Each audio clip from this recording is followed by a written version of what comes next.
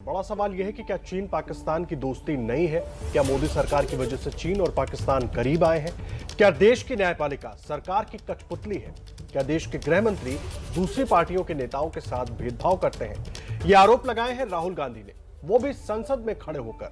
अब इस पर बीजेपी कैसे बौखला गई है, इस पर आपको दिखाते हैं हमारी report. Ask yourselves why you were not able to get a guest on Republic Day.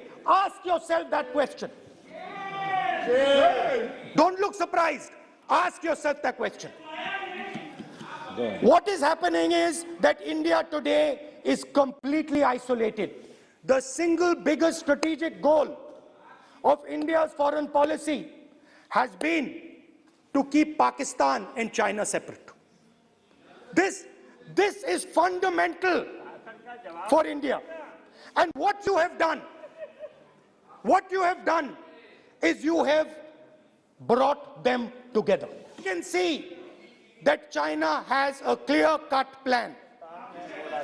The foundations of their plan have been put in place in Doklam and in Ladakh.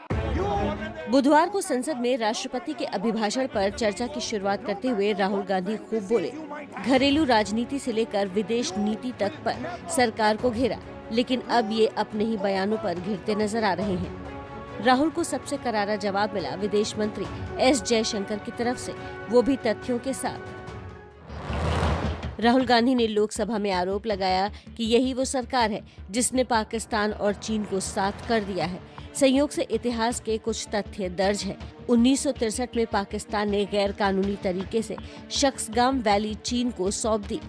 चीन ने 1970 के दशक में पीओके के जरिए Karakoram highway का निर्माण किया था। 1970 के दशक से दोनों देशों के बीच करीबी परमाणु सहयोग भी है। साल 2013 में चीन पाकिस्तान इकोनॉमिक कॉरिडोर की शुरुआत हुई, तो खुद से पूछे कि क्या तब चीन और पाकिस्तान दूर थे? एस जयशंकर ने गणतंत्र दिवस समारोह में विदेशी मेहमानों के शामिल न होने के राहुल के आरोपों का भी जवाब दिया। जो लोग भारत में रहते हैं वो जानते हैं कि हम एक कोरोना लहर के बीच हैं। मध्य एशिया के जिन 5 राष्ट्रपतियों को यहां आना था, उनके साथ एक वर्चुअल बैठक 27 जनवरी को हुई थी। क्या राहुल गांधी उसे मिस कर गए? He has no directionless speech. कोई सोच नहीं था। कुछ पॉइंट लिख के आए थे, कोई बताया है उनको, ऐसे बोला है। भारत एक देश ही नहीं है बोलते हैं। इनको सांस्कृतिक भारत का कुछ परिचय भी नहीं है, ना भी अक्ल नहीं है, तो पूरा उनका वो बुद्धिहीन है, इतना ही मैं बोल सकता हूँ। मैं समझता हूँ कि राहुल गांधी चाइना की कठपुतली जैसा अपने को दिखा रहे हैं। अपने भाषण में राहुल गांधी ने लोकतंत्र के सबसे मजबूत स्तंभ न्यायपालिका पर गंभीर सवाल उठा दिए हैं। The judiciary, the election commission, Pegasus, these are all instruments of destroying the voice of the Union of States. When you apply Pegasus on an Indian politician, when the Prime Minister personally goes to Israel and authorizes the use of Pegasus in India, he is attacking the people of Tamil Nadu, he is attacking the people of Assam, he is attacking the people of Kerala, he is attacking the people of Bengal. Rahul के इस बयान के बाद अब देश के कानून मंत्री किरेन रिजिजू ने कड़ी आपत्ति जता दी है। सिर्फ भारत का कानून मंत्री होने के नाते ही नहीं, बल्कि एक आम नागरिक के तौर पर मैं राहुल गांधी ने न्यायपालिका और चुनाव आयोग को लेकर जो कहा, उसकी निंदा करता हूं। ये हमारे लोकतंत्र की महत्वपूर्ण संस्थाएं हैं। श्री राहुल गांधी को तुरंत चुनाव आयोग, न्यायपालिका और लोगों से माफी मांगनी चाहिए।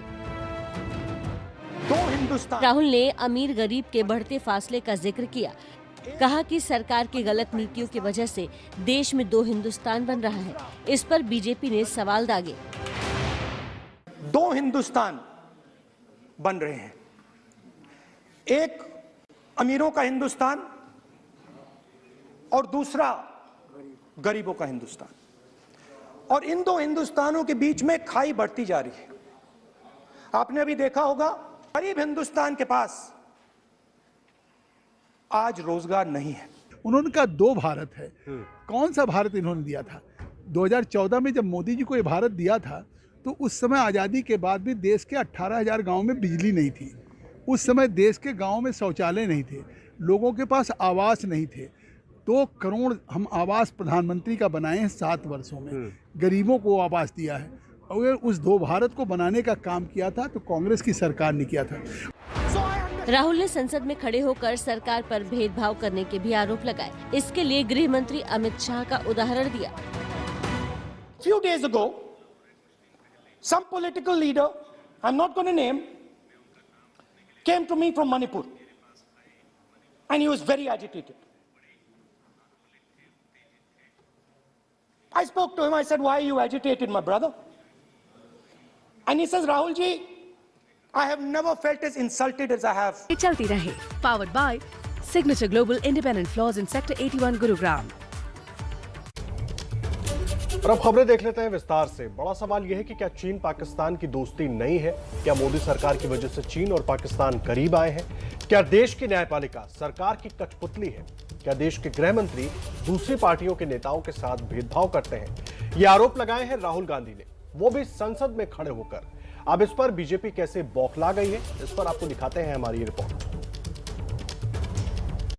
Ask yourselves why you were not able to get a guest on Republic Day. Ask yourself that question. Don't look surprised. Ask yourself that question. What is happening is that India today is completely isolated. The single biggest strategic goal of India's foreign policy has been to keep Pakistan and China separate. This is fundamental for India. And what you have done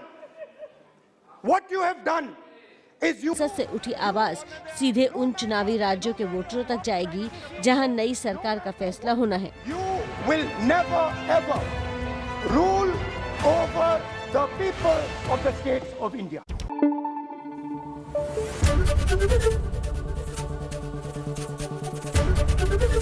ABP news आपको रखे आगे।